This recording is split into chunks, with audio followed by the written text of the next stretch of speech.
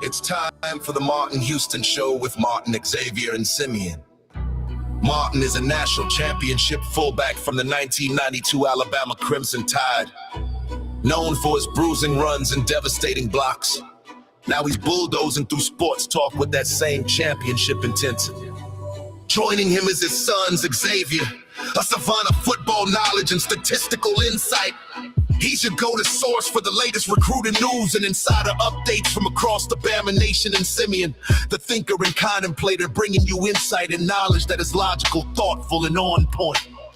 Together, they deliver fair and balanced analysis from an insider's perspective with real conversations where the callers, the listeners, and the online maniacs get in on the action by sharing their thoughts, their comment, and their reaction. Join our online maniacs at facebook.com/The Martin Houston Show.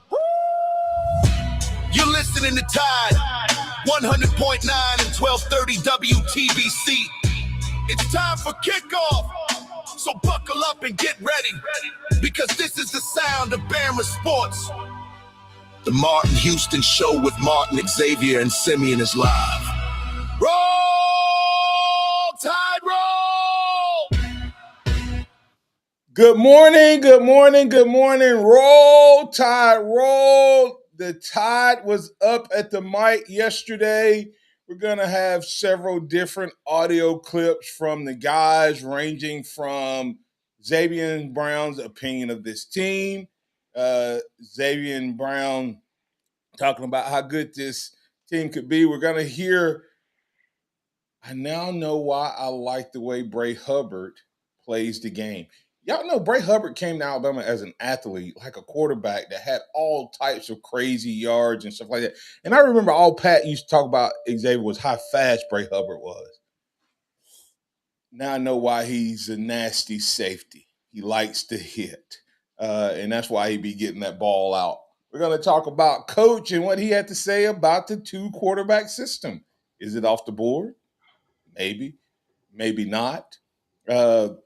Ryan Coleman-Williams talking about the quarterback room and his connection with the quarterback. He also made this statement, may not have that audio, but he also made the statement that his goal is to be a team captain. Seems like a different young man, guys. Seems like he's matured a little bit. Ain't nothing like a wife to do that for you, though. Make you pull them pants up and snap that, no more sag, and hook that belt and get ready to go, right? So maybe that maturity translates to the field, translates to his game. So we'll break all of those things down. Hey, maybe you have something that stood out that we don't have set up for this morning. Remember, we only have an hour, so we can't cover everything, but those are the things we have on the docket. But remember, Maniacs, this is the sound of Bama Sports, your show, your team. So if you take it in a different angle, we'll follow it and pursue it as we go. Have to talk about Josh Pate. Like Josh, like what he does, but he said he agreed with Saban, but then he contradicted what he said. You have to listen to what people say, not what words, not what they say to start a conversation, but what they speak after they start talking. He was asking a question about whether Alabama was overrated or underrated, and Nick Saban gave his opinion on it, and he said, I agree with Coach. Then he contradicted what he said he agreed with. What's your thoughts? Alabama, he said there's a potential 6-6. Woo! Well, that'd be rough. We hadn't had 6 losses since Saban came to town. Woo! That flashback days. But anyway, we'll break that down. Remember that this is a day that the Lord has made, so let's rejoice and be glad in it. take some time today to know that someone, love someone, serve someone, be the difference you want to see in the world today. Maniacs, we invite you to pull your seat up at the table, 205-342-9904. That's the Empowerment Training and Consulting Hotline. Or you can jump in on the live stream where we've already got some comments coming in. So we'll be breaking it down, Maniac. So jump in, give us your thoughts, comments, and reactions. Good morning, guys. How y'all doing? Doing good. Good morning. Good. Any of those topics jump out at you that you want to start with, and I'll pull up the audio and support it if I can. The Josh Pate thing, I think that's a good starter combo. All right, let me get to Josh. What was interesting about his take to you, Simeon?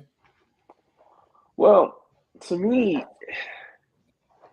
I've just seen it, and it's not just Josh Pate saying this, but they're expecting Alabama to be 8-4, 9-3, and I just either I have just way too much optimism in Alabama. Maybe I've just been fooled by the DeBoer coach speak, as they say, but I just see this team and the pieces that they had last year and the expectations they had last year, and they surpassed those expectations last year. I just don't see them going back, having a regress year. Yeah, you don't see them regressing backward. You see them at least maintaining, if not going higher. And remember, they were 7-1 last year, so we'll break down that conversation well. But here's what Josh had to say, and then we'll dig deeper into your comments as well, Simeon. Alabama, Nick Saban says they're a little underrated. Okay, Nick Saban said they're a little underrated. Now listen to what Josh says at the beginning of his answer, then listen to what he ultimately says. They're maybe flying under the radar. Are they overrated, underrated, or just rated? I think probably I would agree with Coach. I'd say they're properly rated.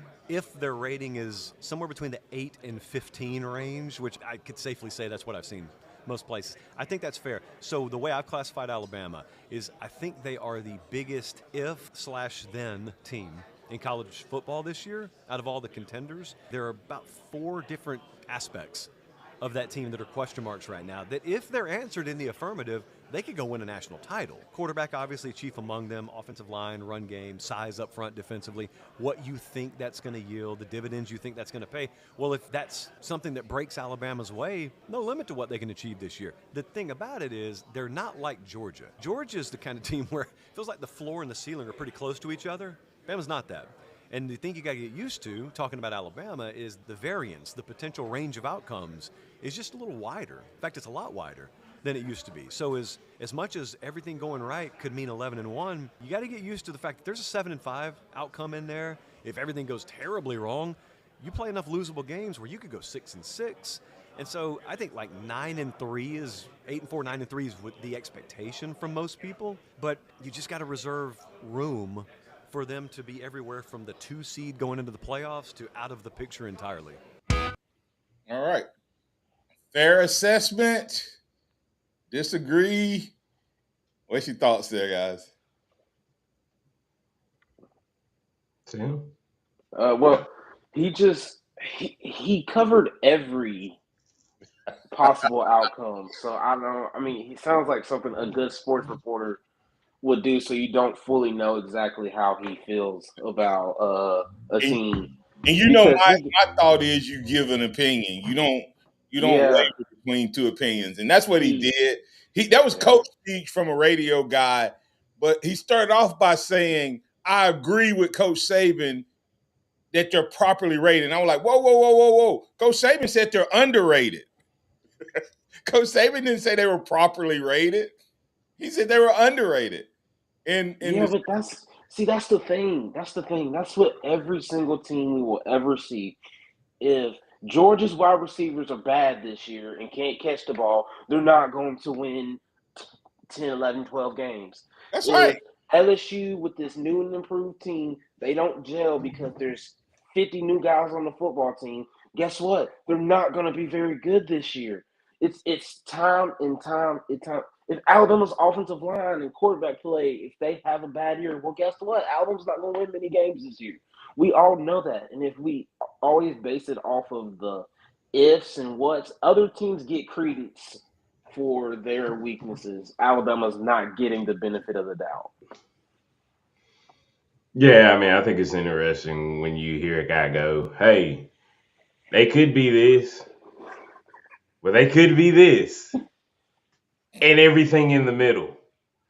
So, I mean, you're right. It was a coach speak answer from a uh, sports personality, which is crazy to say, but he's not wrong, and that's the thing that you have to look at. Alabama, if all those things mesh, we are talking about Alabama being back in the national championship picture. Truly, not just no, being a national championship contender. But if it all goes bad, I ain't seen Alabama lose 6 games since I was 16 years old. That's been 20 years. Almost 20 years. I don't want to go back to that. I can't go back to that. Yeah, but I would say this. Saban lost 6 games not because of Alabama's talent. Everybody, people are so wrong in their assessment of why Nick Saban. They assume he lost because he didn't have the talent. Nick Nah, he had Saban like 4 lost or 5 guys because he suspended. forced his culture, and he had to do that. And Right in the middle of the suspension. season, he let them play against La Monroe. And he said, okay, y'all don't want to do it my way, do it your way and see what happens. And that's why that team ended up losing 6 games, right? Not just because they didn't have talent, because the same talent 2 years later was Saban's only undefeated team in a regular college season. All of the talent Saban had. Every year, Alabama was going to go undefeated. The only time they did was when Mike Shula's seniors and COVID. Okay? So I hear what you're saying. You could literally say this about every team. If Indiana doesn't gel with all those new players, they're going to be Indiana of old. But no one's saying that. It's like Alabama is held to a different standard because of what we did for so many years. Everybody wants to be right and gig to Alabama when they fall off the wagon. This dynasty, this program was dead and gone, guys, before Saban, and it would. This is what you used to hear every year, Simeon. Alabama will never be back. Alabama will never win again. Then Saban came. Then when they couldn't beat Saban, it was when Saban's gone, Alabama's going to be in trouble. Alabama's not going to be relevant. Well, 2 years later, Alabama's won the only road game, and they made it to the playoffs again. And you have to ask yourself, and this is what I have to ask, why is everybody saying Georgia's this juggernaut with this? Have we not heard that every year? But what one program that he cannot clear? I know he beat us in the championship game. But So we're like 2 and Alabama, 8 against Alabama though. So we're 2 and 6, 7, whatever it is. He's right? got a horrible. He's got like 18 losses and almost half of them were to Alabama. So we'll get to this on the other side of the break. It's man, make a declaration. Is this Alabama team gonna be 11-1, 10-2, or are they gonna be 7-5? Call it if you think that that's a possibility. Which one do you think? Because you can always say if, as they say, if and buts were nuts, we'd all have a Merry Christmas, right? Yeah. I mean, I can say that about every single. So let's talk about on the other side of this program. What do we think Alabama's going to do? Not what could happen. Is Alabama underrated at number 15? If you saw this team at number 15, you're telling me that you think that's a proper rating for the talent that's on this team?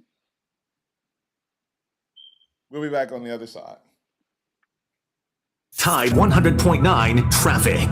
Tuscaloosa traffic now from the Townsend Nissan Traffic Center. Nothing to slow you down over on Highway 69 northbound from McFarland Boulevard to Mid-Larry. About 5 minutes. About 6 minutes, Highway 69 northbound from Old Greensboro Road out to Skyland Boulevard. And pretty much looking good elsewhere like 2059. With your Tuscaloosa traffic now, I'm Veronica Harrell. This report is sponsored by Cunol Turmeric.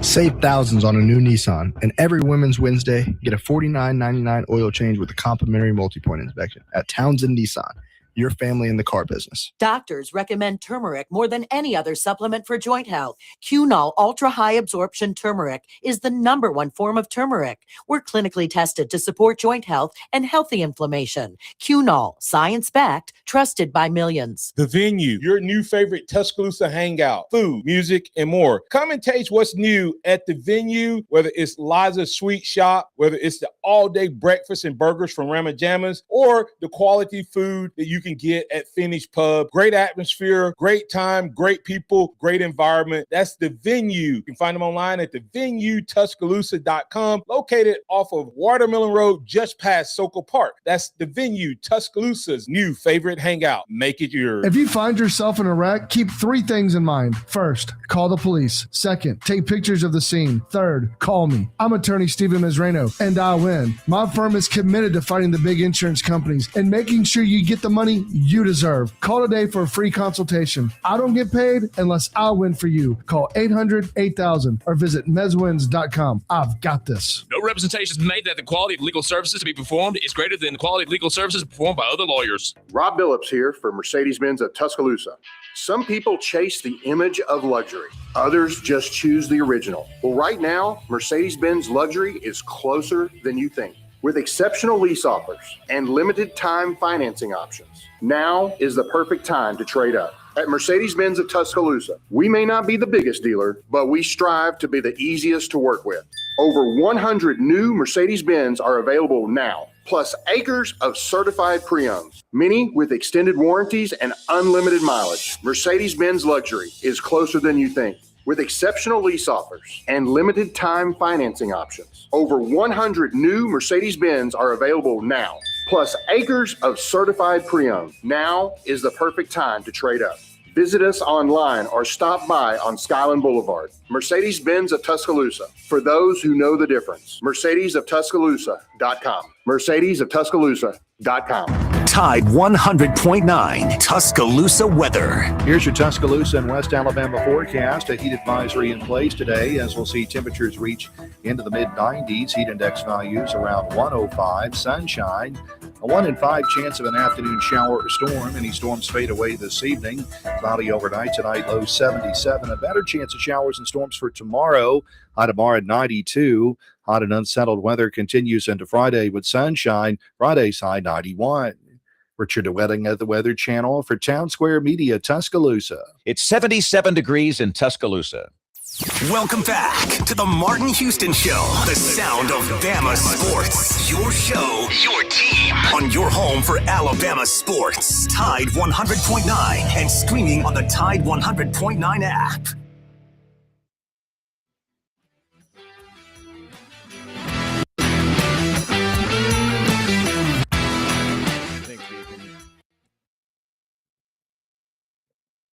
Good morning, good morning, good morning. Welcome back in, guys. Talk about how great of a job Coach Saban did in building the program to what it is, and you know, the expectations. Man, I just know my past experiences being part of places that have the pride and tradition on the extreme high level, like Alabama would or Alabama has. You know, it'd be something that I wanted to be a part of, and I love that challenge. You know, I love the internal challenge of just in the moment of trying to bring a team together to be the best we can be, but I also love the challenge of taking a program and, you know, 1 year, you know, winning a championship is hard. What's so impressive with what Coach Saban did for so many years is doing it again, because, you know, everyone's coming after you. And everyone's going to bring their best when they face you on the football field, and so you know, that's that's what I understand took place and happened here during the great times, and Coach Saban obviously leading the charge here.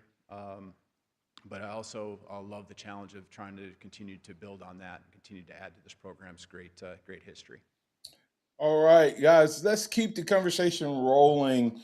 I think Josh is misunderstanding what we're saying. He said, just asking, so don't bite my head off. We have been talking in the entire offseason about the unknowns. Defense is a look, I believe, so why can't other people question our team?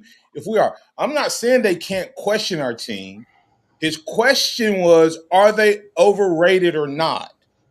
Okay. Saban said they're underrated. He tried to say, I agree with Coach Saban. Then he said they're properly rated. Then he said from 8 to 15. And then he went through all of this if, ands, and buts, right? What we're saying is there are question marks. There are question marks on this team, but we can break it down. Okay. What's the question marks on this team? Quarterback is the big one. We're going to hear what Coach had to say. We're going to hear what Ryan had to say about the quarterback room. The question you have to ask yourself, do you think they're going to be better or not? Is that a yes or a no? If that's a yes, of course, they could be worse, but they could be better. So which one do you think they're going to be? Okay? If you say yes, now what? Okay? Then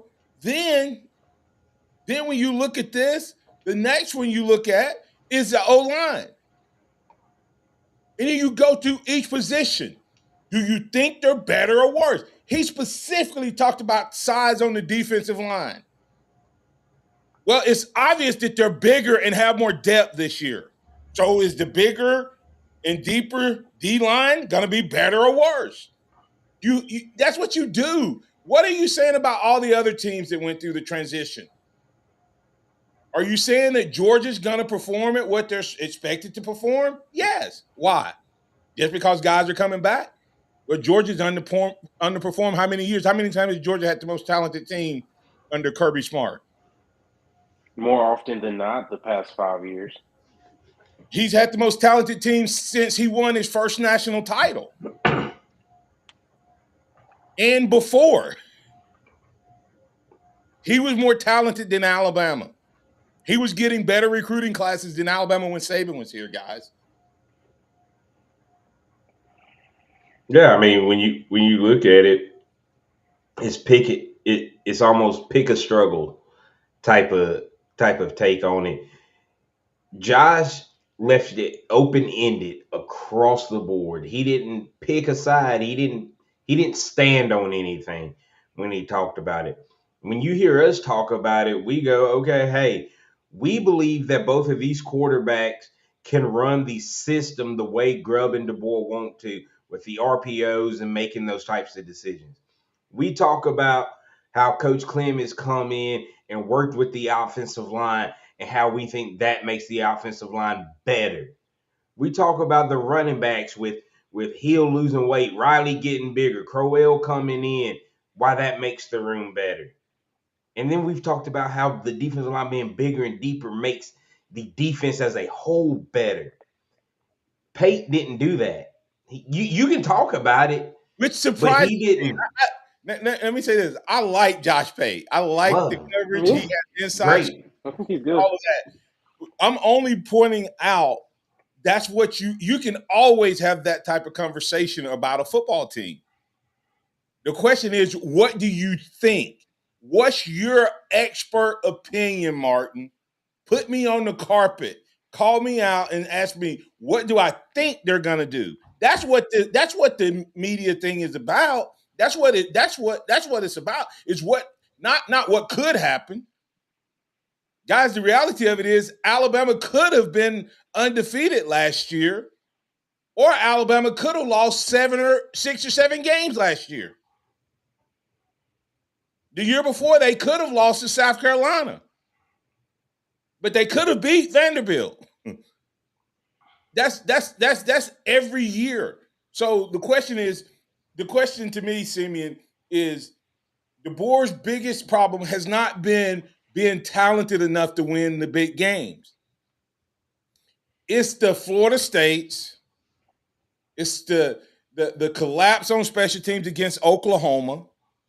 The Vanderbilts. And I'm just talking about last year's team. So when you look at that, and then you go, okay, the Georgia game and the Indiana game, that was to champions, the SEC champion and the national champion. And we were, your numbers were down. The injuries were a big part of that. Injuries could be a big part of that again. And if we have injuries on this team, especially to key players, Alabama could go 6-6. But do you pick off of what could happen or what you think's going to happen, Simeon? You have to pick off of what you're predicting, what you think is going to happen. And you're right. Josh Pate, he was on an Alabama. He knew this was going to go to a lot of Alabama fans, so he probably just decided to, say, just do what he did, just because that was a lot of walking around to say, I'm not going to tell you how I actually feel about them right now. But like Xavier said, there are definite questions on this team, without a doubt. Every team, every single year has questions that they're going to have to answer. And Alabama's questions are, primarily on the offensive side of the ball. But if we think this defense is as good as we say it is, this defense is top 5 in the nation. Top 3, and it ain't 3. I'm just being nice there. But and then our special teams, based off of who we've gotten, should be much more improved. Special teams and defense will help this team win games that they did not win last year. And that alone, based off of how good, remember, we can't talk out of both sides of our neck when we talk about how good Keelan Russell is. And he's the next coming of Bryce Young. Sophomore year, Bryce Young would lead this team to, if we had him, we would be saying that this team would be a 10-win team at least. But we're saying Keelan Russell is just as good, if not better, right? Yeah. And so if Keelan Russell's the quarterback, we should be fine. And if he's not, that means Mac better. Because remember, this offensive line is not any worse than what Bryce Young had. I promise. Bryce Young had a horrible offensive line. It can't be. And so he won the Heisman Trophy with a horrible offensive line.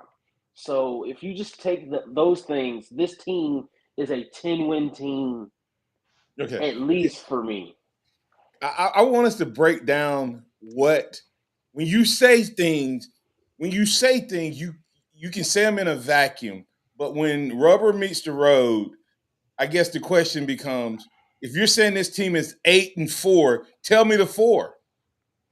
Tell me the 4. If you say this team is 7-5, 6-6, tell me the 4, 5, or 6 teams that's going to beat this team. Tell me if things go bad, what is it that's going to go so bad that there's 6 teams on this schedule that beat Alabama? I want to break that down on the other side, but let's go ahead and get Pat before we go to break. Pat, you're in on the Empowerment Training and Consulting Hotline. What's on your mind? Guys, I feel like Alabama is going to be 11-1 in the regular season, and we're going to beat Kirby twice. To beat him we're going to Jap slap him in Tuscaloosa, and then we're going to beat him in Atlanta and win the SEC. Who's the one loss, Pat? I'm a believer. Huh? Who gets us? Lane. Why Lane? In Baton Rouge. We don't just because Lane is Lane, and he's a quarterback whisperer, and he's going to be able to develop a quarterback in Louisiana's loaded down with talent. But and LSU's loaded down with talent this year. Did you call Kalen DeBoer, quarterback whisperer too? Well, we'll see. I think he's had more quarterbacks drafted in the first round recently than Lane has. In the first, yeah. But, hey, like I said, hey, if I want my quarterback to be out of Texas. And if he's a quarterback, then hey, I guarantee you, hey, we can make it all the way to the final of the national title. I'm not saying we're going to win it, but I'm saying we're going to play for it. Yeah. How about that? Thanks, Pat. That's right. Bold prediction. Having to beat twice. I have a strange feeling if we lose to LSU and we're in the SEC championship game, it's probably going to be against LSU because they would have a 2-game lead on us if they beat us. So we're going to come back on the other side. We're going to look at that schedule.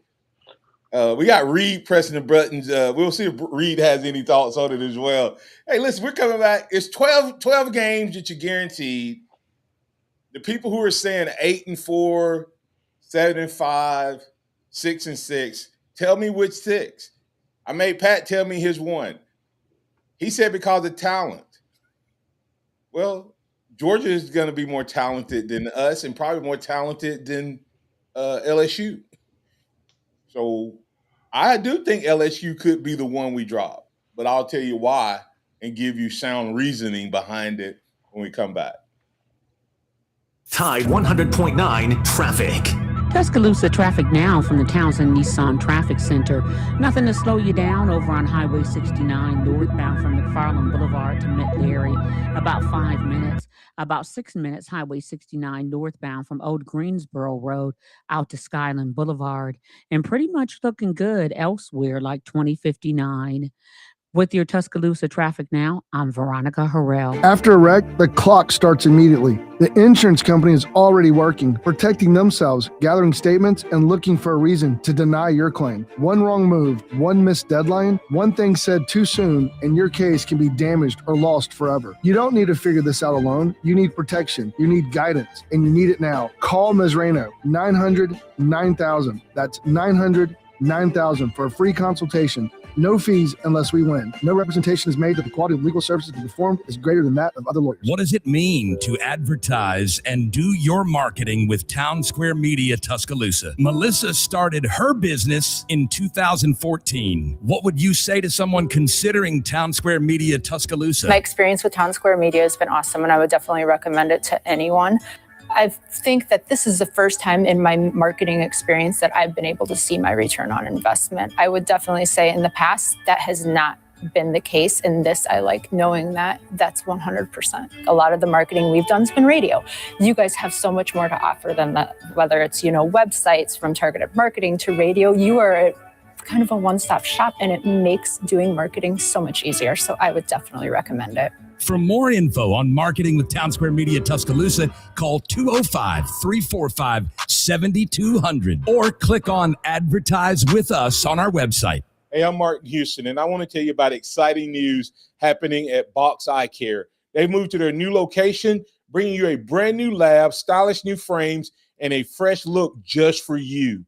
Enjoy their expanded frame inventory, competitive prices, and faster service, all with the same great level of service you've come to know and trust. Discover this full-service eye care at Box Eye Care's new location.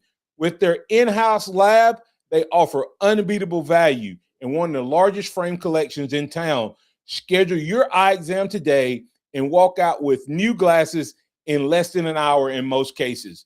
Visit boxeyecare.com. That's boxeyecare.com or call 205-342-0660. That's 205-342-0660. Visit them at 5003 Oscar Baxter Drive. That's Box Eye Care. Your vision, our priority. If you have an unsightly crack on the walkway leading up to your house, maybe your front porch or your back patio, take care of it. It's affordable. Our friends at APS will do that for you. Alabama Professional Services, 4th generation family business. They will come over. They'll do a free inspection. Again, affordable. Get a free estimate from APS. Contact them at alabamaprofessional.com. alabamaprofessional.com. They'll also take care of any problems you got with a damp crawl space or a crack in your foundation. They even do pest control and lawn care. Full service Alabama Professional Services at alabamaprofessional.com. It's time for the Martin Houston Show. With the same hard-hitting, no-nonsense approach in which he played the game, Martin will take you inside the locker room, down on the field, and across the goal line with his in-depth analysis.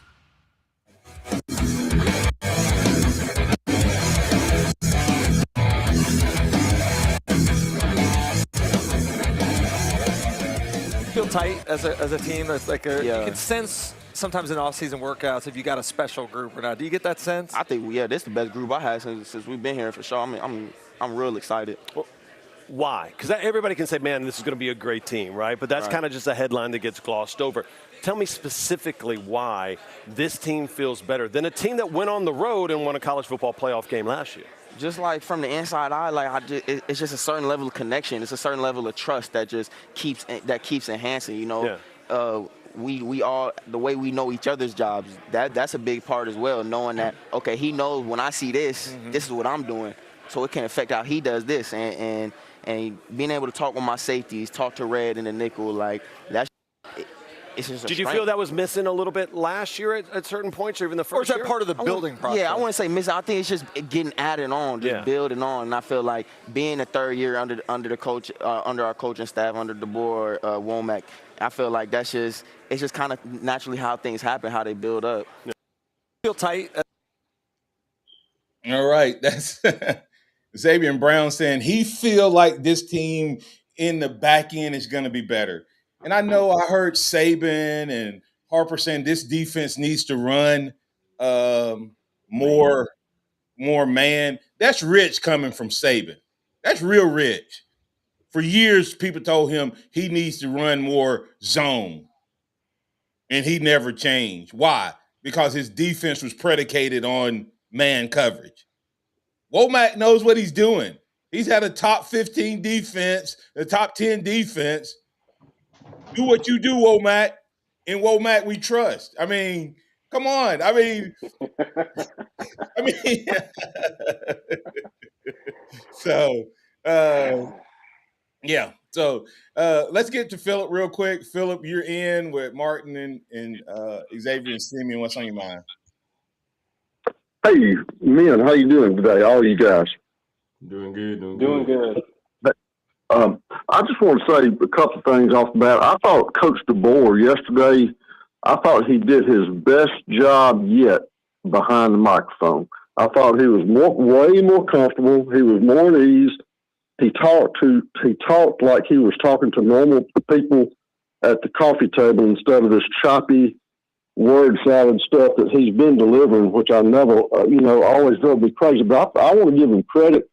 I thought he came a long way, and I thought he was really good to listen to yesterday, and that was kind of nice. But anyway, as far as our schedule and all that, Martin, I think you could pretty much put just about everybody in the same box. The schedules for just about everybody are daunting. They are daunting. And I've looked at the schedules pretty closely, and Auburn is the one team that's got kind of what I call an old-timey SEC schedule. They don't play Texas. They don't play Texas A&M. They don't play Oklahoma. So everybody they're playing is kind of like what I call old-timey schedule. But, you look at Georgia, and they're a great team, got a great coach, got great support and all that. I get it. But they can be had. They can be had. We've shown that they can be had. We've gotten them. And we can be had. So the schedules to me are daunting. Georgia's got to go to Ole Miss. It's going to be tough. That's a winnable game, but it's going to be tough. Texas is going to Athens. Georgia's got to go to Tuscaloosa. They play Florida in Atlanta this year, which is a little bit of a different kink. But you look at Tennessee. Tennessee's got to play LSU. They got to go to Texas A&M. First time they've been there in 10 years. Texas is going to LSU. First time they played at Baton Rouge in 73 years. So these schedules are no joke. They're no joke. And not everybody is going to get off the bus ready to play on a certain Saturday, and it's going to get them. I mean, it happens. That with an arduous schedule like this, keeping 18 and 19-year-old guys geeked up and ready to go week after week after they've already played Texas A&M and Florida on the road, it's going to be tough. Yeah. Phil, what you got for Alabama? Right now, I'm leaning 9-3ish. 9-3ish. And what's the 3? Well, I'm worried about somebody like South Carolina, somebody like that coming in and getting hot and just not making mistakes and playing a good game and upsetting us at home. We tend to kind of have a game like that every year, where under the bull, where we just don't play that great and we'll lose to a team that we should have beaten. So I'm kind of worried about somebody like that. And then, of course, you've got your normal folks up there that are going to be tough, like Georgia at home, and then we have to play LSU on the road. I actually feel pretty good about beating LSU. I think LSU is going to be a good team, but my prediction on LSU and Ole Miss is they're going to throw their wad against each other so hard in that third game of the season that after that they're going to have a hard time getting back down to earth. Yeah, so you got Alabama going 9-3. Around in that, but Alabama could they might do better than that. But I'm just saying realistically, I'm kind of looking at a 9-3 type scenario. All right, appreciate that, Philip. Thanks, man. So, guys, he says 9-3. Maybe Georgia. He didn't technically give us that third one. I think it's somewhere in that 4-game stretch, which has to be, based on last year and the expectations this year. That's going to have to be a tough 4-game stretch that Alabama has to get through. And I think that's why if we lose to LSU in Baton Rouge, it's because it's at the end of possibly the 4 toughest games anybody would have in a stretch. Q Dixon said that I have crimson colored glasses on because of what I said about Womack. 8th ranked defense against the run means what in the SEC? In a 3.74 yard carry per game average. Do what? They teams against Alabama last year averaged 3.74 yards a game. My point is per how carry. many teams are going to beat you because of the run? And so I get it. You want it's the same thing as run offense and run defense. Middle of the pack is fine. Guess where we ranked in passing though on defense? Where? In the SEC. Number 1. Guess where we ranked as a whole in the SEC in defense? Number 3. Right. And what was our weakness, Simeon? What was our weakness last year? We were small. And couldn't stop the run, or was small up front. The defensive line. Yep. And what did we do in the offseason? Got bigger, what faster, did Xavier stronger. Brown? What did Xavier Brown say about the defensive backfield that was number 1? They're even better. So if which I believe they did, if they addressed the defensive front with depth and size, which way does Alabama's defense go? You shored up your weakness. You got better at your strength. That's why I say this defense is huge. And they take the ball away. And they're going to get better at that. So, yeah, I mean, per ESPN, Alabama had the 9th best defense in the nation. So, I mean, a top 10 defense that had a weakness that was addressed by the coaching staff, or at least tried to be addressed by the coaching staff. You only expect them to get better.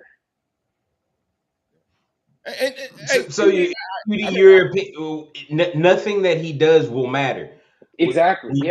We returned our entire. At the end of the season, our 5 starting DBs are all back, and we had the best pass defense in the SEC, one of the best in the country. We improved. Well, Jeremy Pruitt can't coach right now, so what's it matter? Jeremy Pruitt cheated to the point that he can't even coach in college football. Xavier, I'm not gonna dog Jeremy that way. Jeremy didn't what Jeremy did. I'm gonna defend Jeremy there, X, because Jeremy got sold out by Tennessee. Yeah, Sure. Don't. What he did was what got Jeremy off the boat was that he helped the kid during COVID, and they sold him out. I don't trust Tennessee.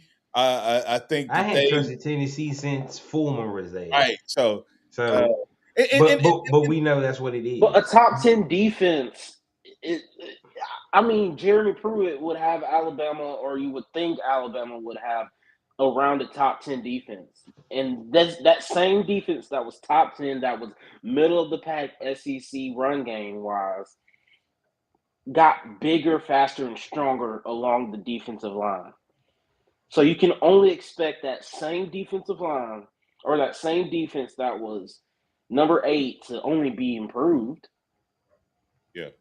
I mean, like I said, think about how good Alabama's defense is. If we stick at number 1 on pass defense. We were number 9 overall in the country, but in the SEC, we stick at number 1 in pass defense, and we move up to 5, 6 in rush defense, just a couple spots.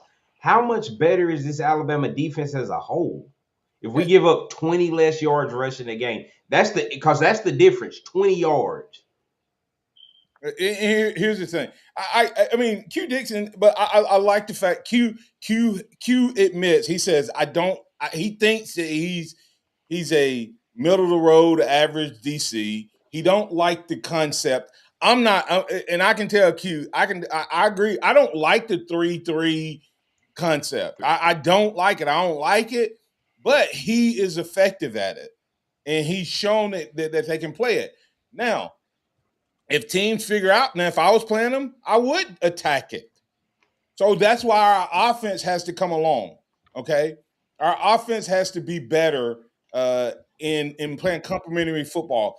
Our special team has to be better in playing complementary football, because you put this defense, if they don't let you get big plays, and I don't think they gave up that many big plays in terms of what and they're able to make teams have to drive.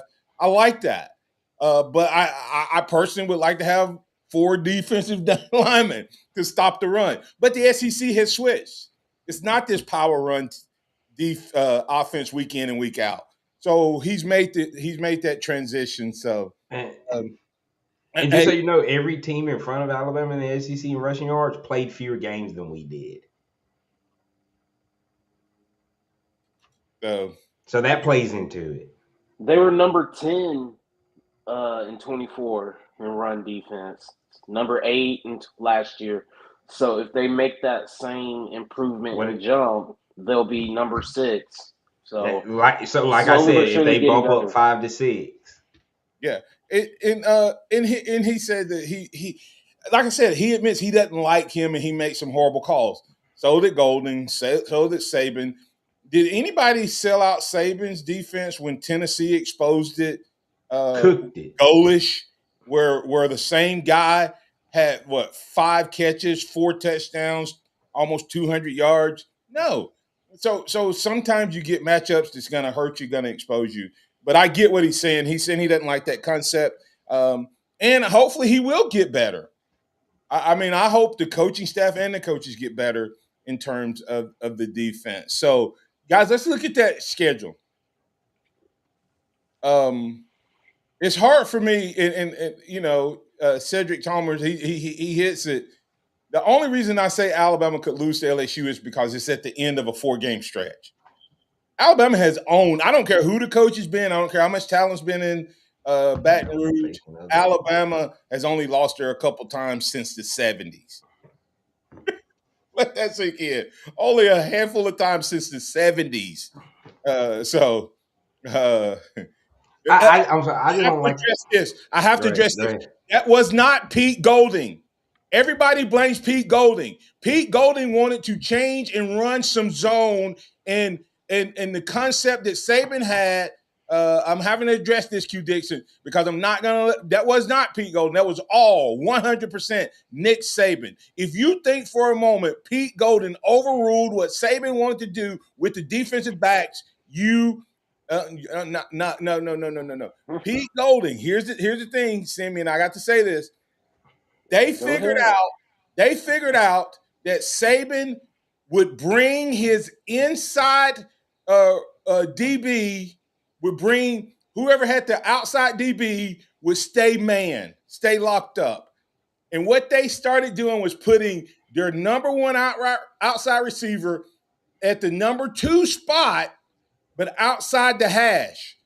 Then Alabama would put their best DB on the widest receiver, send him in motion, and the inside receiver would now become the outside receiver covered by a safety. That was Saban's philosophy, not Golden's. Just had to address that. Go ahead, guys. Yeah, and I'm sorry. Why Q Dixon got more faith in Lane Kiffin than he does our guy? Lane is going to expose it. Wait and see, guys. You got more. Go be an LSU fan if you got more faith in what Lane Kiffin going to do. Right, because last time I checked. Hold on, man. Go ahead, Simeon.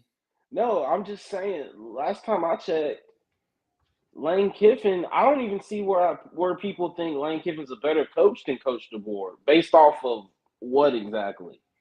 The team that he could have done and went somewhere with. He doesn't get to claim. He doesn't get to claim that team. He doesn't get to claim that team outside of the regular season. The regular season, and so. I'm just trying to figure out where Lane Kiffin is better than Kalen DeBoer. Lane Kiffin has never led a team to a national championship. He's been an OC, but he's never been the guy. And as you said, the one chance he had to be the guy, he bolted because he didn't believe in him. Because let's be real. That's the only reason you leave Ole Miss in that situation is because you don't believe a team that is in the playoffs can win it. Do y'all object to that?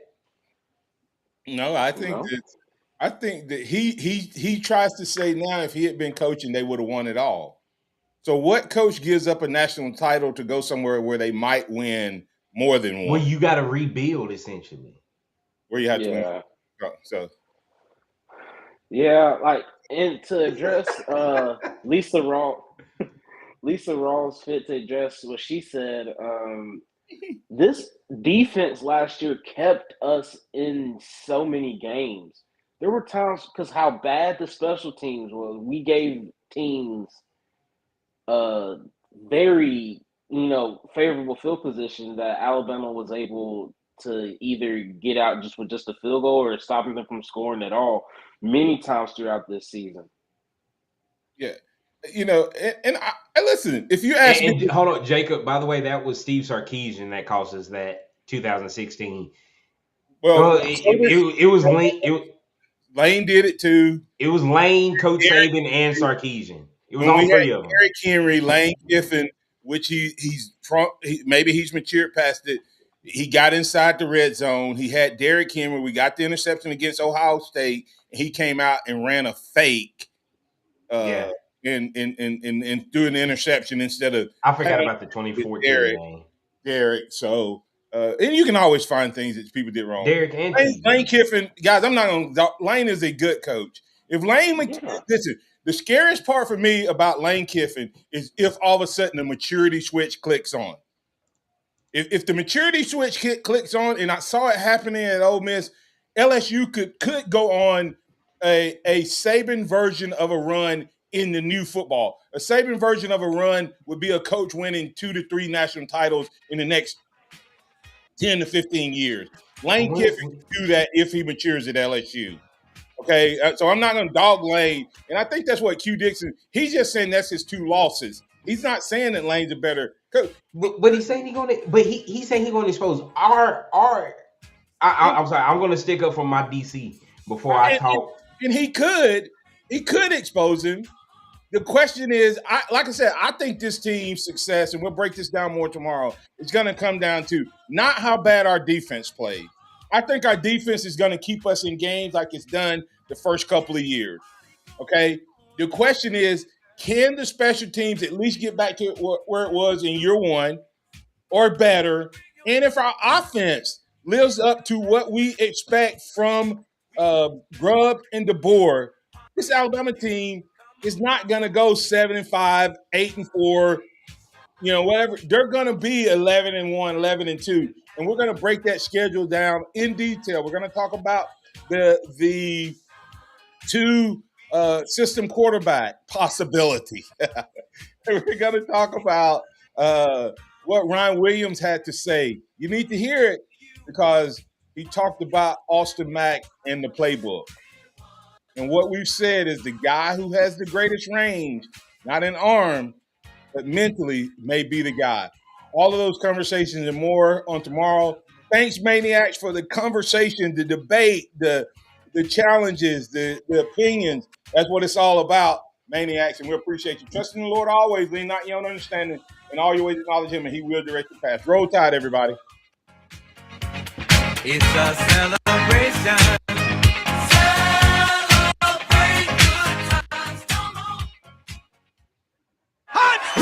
Thank you for listening to the Martin Houston Show on your home for Alabama sports. Tide 100.9 and streaming on the Tide 100.9 app.